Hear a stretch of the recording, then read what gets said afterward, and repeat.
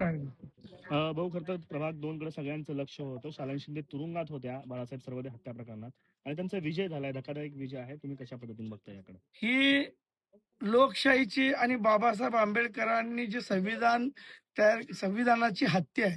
मुळात खून तर झालंच आहे एका मनसेच्या एका निष्ठावंत राजसाहेबांच्या कार्यकर्त्याचा. परंतु मला एक आश्चर्य वाटतंय की एकही दिवस प्रचार नाही. उमेदवार जेलमध्ये आहे, परंतु पहिल्या फेरीपासून 4-4 हजारांनी लीडवर आहे. म्हणजे पैशासमोर ही झुकलंय.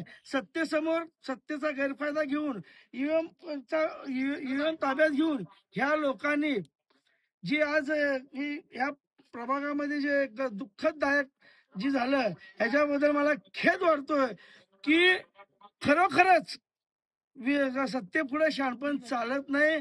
तुम्ही मरा, तुम्ही जावा, तुम्ही उठा, तुम्ही बसा.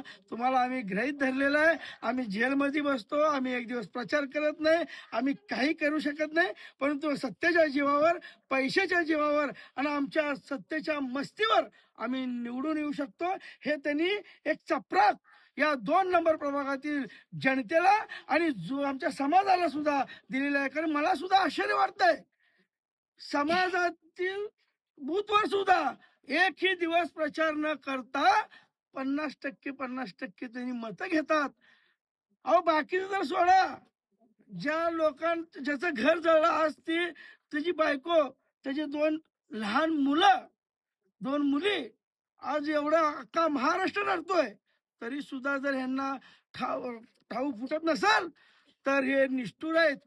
मला एवढंच या अनुषंगानं बोलायचं आहे की मी आता काही जास्त बोलणार नाही. कारण खून होऊन, मर्डर होऊन, माणसाचा बळी जाऊन जर या प्रभागातील, या शहरातील या लोकांना जर कळत नसेल, जर या सत्तेसमोर ते झुकत असतील, तर यात काय बोलायसारखं काही नाही.